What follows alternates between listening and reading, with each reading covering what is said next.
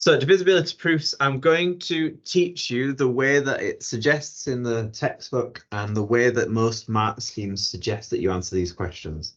However, there are different ways that you can approach them, which may work for you. So when you get down, this is kind of when you get down to, the trick bit with, it's all standard to start off with. When you get down to the trick bit, this is what they recommend that you do, and this is what most of the mark schemes will do. But like I said, there are other options that you can do, and I'll explain when I get there. So we'll work through this example. Divisibility proofs will give you an expression and ask you to prove that it's always divisible by something.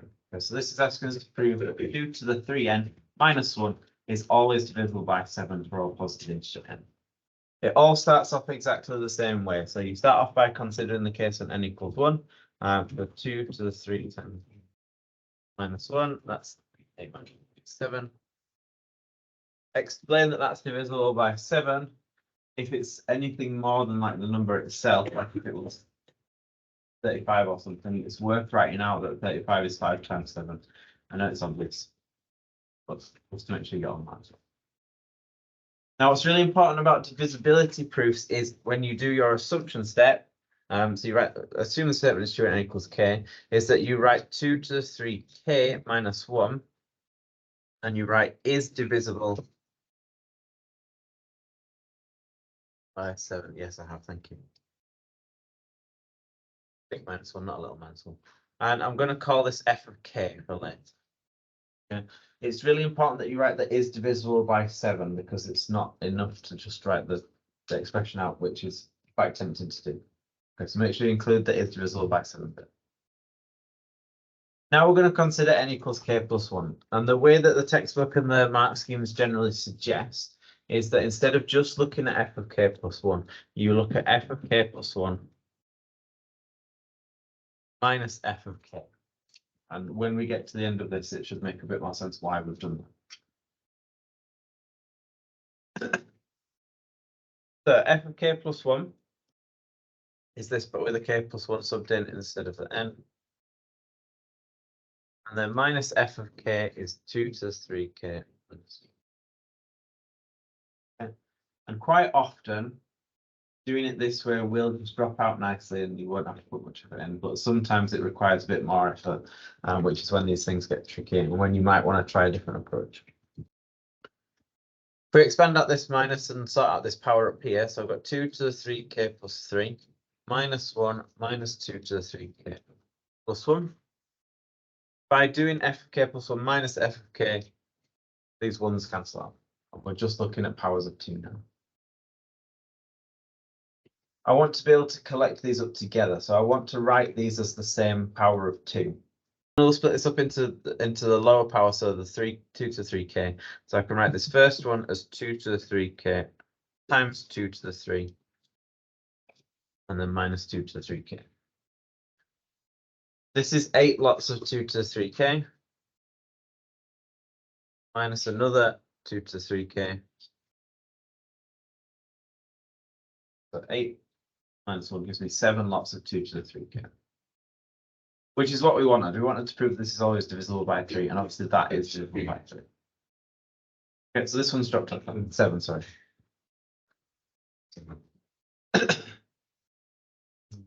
There is a final step that you need to do. That's not the last thing. So because we started out with f of k plus 1 minus f of k, you then have to take the f of k back across to the other side. So you've got f of k plus 1 on its own. So 7 times 2 to the 3k plus f of k. And then you explain that everything on the right-hand side is divisible by 7. The f of k we assumed divisible by 7. This is 7 times something, so this is divisible by 7.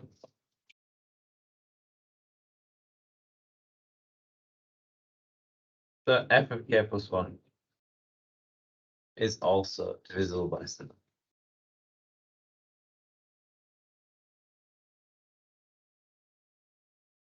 Finally, you tie it up with your conclusion at the end.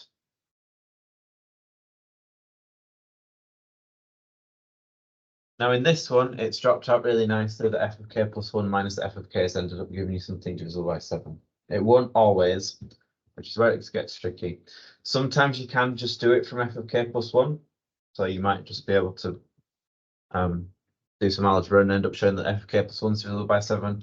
Sometimes it works out nicer to do f of k plus 1 plus f of k and then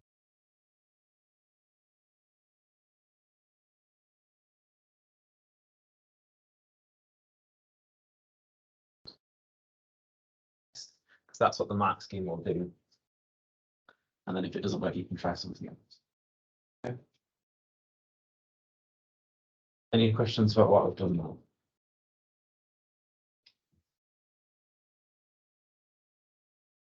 Right, there's one over the page. I'd like you to have a go at this one. Okay. So first it asks you to find f of n plus 1 minus f of n. So this is getting you to do kind of the induction step already. So if you expand all of this out and you take them away from each other, you end up with 3n squared plus 9n, that minus 6, which obviously is divisible by 3. You can factorize 3 out of that. Then for your proof by induction, so substitute in n equals 1 and show it's divisible by 6, you get minus 6. It's fine for it to be negative, but still divisible by 3. So you've shown that it works for n equals 1. Your assumption step is you're assuming that it's true for n equals k, which is that this expression is divisible by 3. You must state that divisible by 3 then. Then considering f of k plus 1, you've already done f of k plus 1 minus f of k. You can write that down from part A. I would factorize out the 3 as well to explain that it's divisible by 3. You must take the f of k back across to get f of k plus 1 on its own, and then explain, well, if f of k is divisible by 3, and this is the 3 on the outside, f of k plus 1 must also be divisible by 3. You've got your conclusion at the end, but make sure you learn that, because you do need to be able to regurgitate it in the exam. Okay.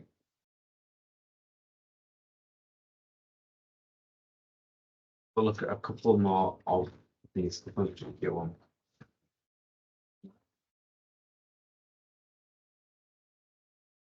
So this is another divisible by 7 one. They're not all divisible by 7. So this one is f of n equals 2 to the n plus 2 plus 3 to the 2n plus 1. Okay, so it starts exactly the same way. So I start out by considering n equals 1. So substitute in 1. So you get 2 to the 3 plus 3 to the 3. That's 8 plus 27, which is 35. I'm going to write out that this is 7 times 5, just to make it obvious.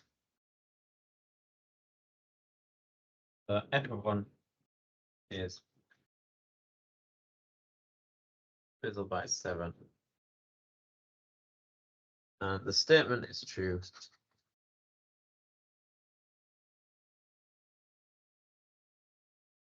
For n equals 1. Okay, that's your first step, considering n equals 1.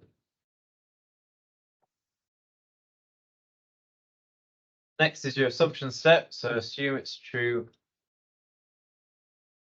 for n equals k, which is that f of k equals 2 to the k plus 2 plus 3 to the 2k plus 1. And you must say is divisible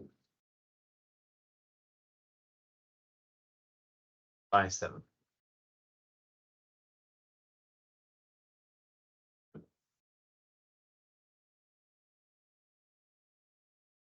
Now we're considering n equals k plus 1, and specifically we're going to do f of k plus 1 minus f of k. So substituting k plus 1 instead of n, so 2 to the k plus 1 plus 2 plus 3 to 2 k plus 1 plus 1, and then minus our f of k, which is that. Okay, so currently we've got about 3 marks. 1 for n equals 1, 1 for your assumption step, 1 for substituting that. We'll get a couple more marks by doing some rearranging of this and trying to show that this is divisible by 7, which is true. I'm going to make this a bit smaller because I've written maths in.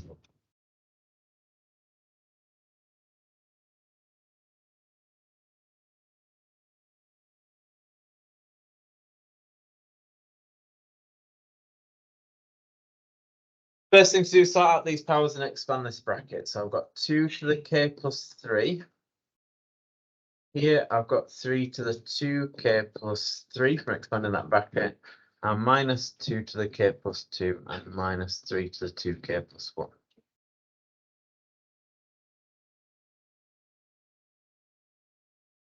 I'm going to just change the order of these so I've got my 2's together and my 3's together. Got 2 to the k plus 3 minus 2 to the k plus 2 plus 3 to the 2k plus 3 minus 3 to the 2k plus 1. I want to do similar to what I did in the previous example where I collect these together. So I want to write them as the same powers. I'm going to go for the smaller of the 2 powers. So for the 2's, I'm going to write them as 2 to the k plus 2. So this first one, I can write this as 2 times 2 to the k plus 2. This is 2 to the 1, and if you add those, you get 2 to the k plus 3. And then minus another 2 to the k plus 2. Overall, this just gives me one lot of 2 to the k plus 2, because I've got 2 here, minus one of them. Overall, just gives me one lot of 2 to the k plus 2. Okay. We're going to do the same thing on the 3's. So I want to write them as the smallest power. So I'm going to write them as 3 to the 2k plus 1. So this will be 3 squared times 3 to the 2k plus 1. So this one's 2 more than this one. And then minus 3 to the 2k plus 1. That's 9 lots minus 1 lot of your 3 to the 2k plus 1. So overall, I get 8 lots of 3 to the 2k.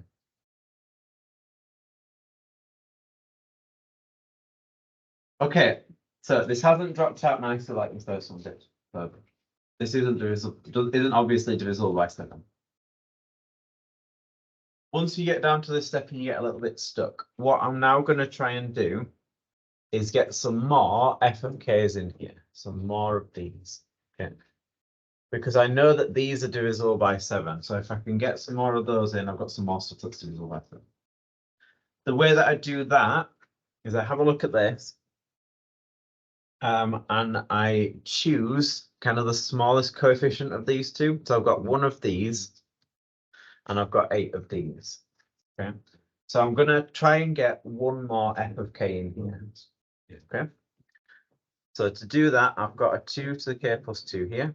And I'm going to get one more of these out and leave 7 of those separately. Okay, so I split that 8 up into a 1 and a 7. Okay, because this thing here now, that's f of k. Okay. So just to recap that, I'm trying to get more f of k's in here. I've gone for the smaller of the 2 coefficients, so I'm going for one more f of k. So I'll split 8 up into 1 and 7. And then this is an f of k. And now we're there, because f of k is divisible by 7.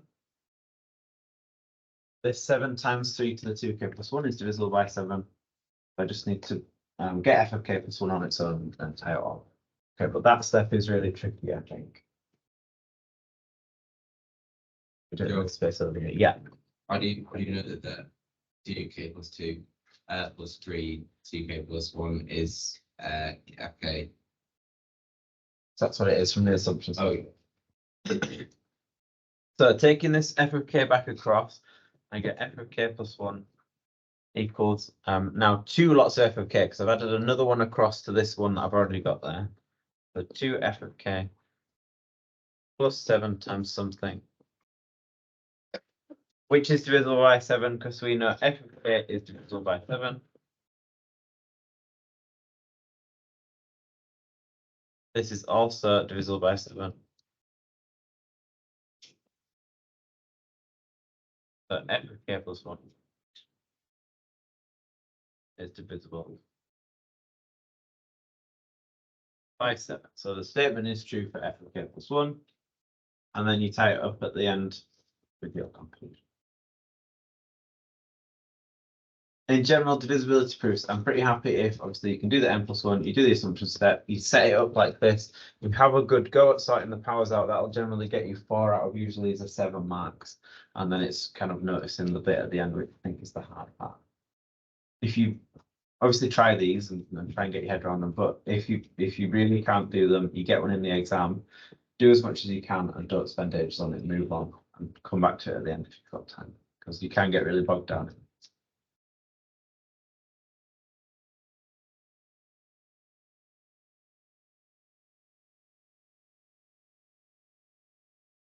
Right, I want you to try this to start off with.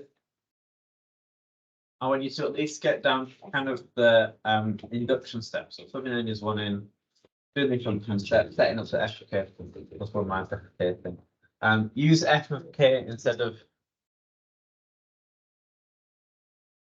f of n instead of un. Yes, it's the same thing. And then it's really hard with this one to. So once you've got down to that middle step, have a go at it, but then I'll go through it in a few minutes.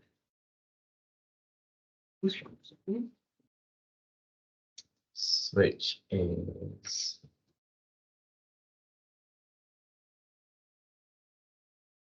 this. So I think so far it should be fine. So consider n is 1, sub n is 1, you get 16, which obviously is divisible by 16.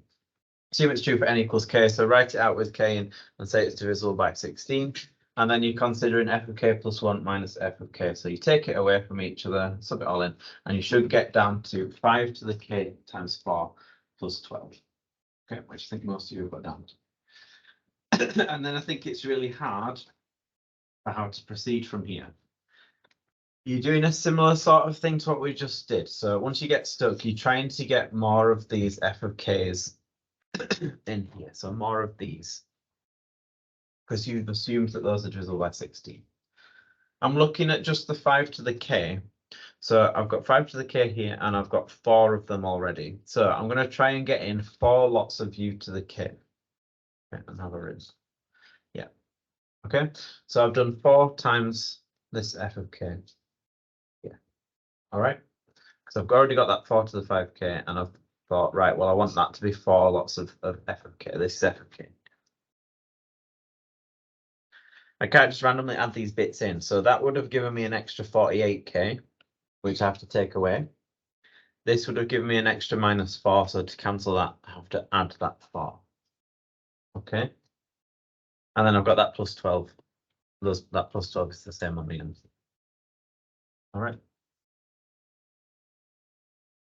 Once you're there, then this extra bit on the end here, you just have to show that that's divisible by 16, because you know f of k is divisible by 16. That's why I've tried to put that in there, and I've had to kind of adjust for these extra bits that I've added in. But then if you can explain that these extra bits at the end are divisible by 16, then I'll get divisible by 16. Okay.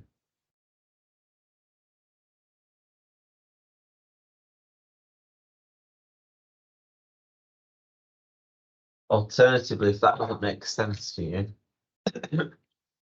what you could have done is this.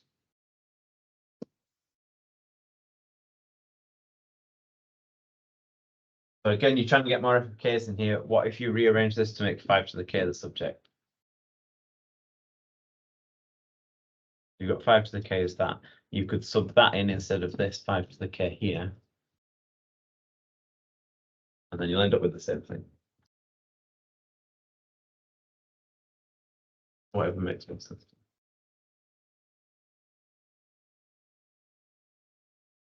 Have a go at finishing it off. I'll put the answer up in a few minutes. That'll be the last thing we do.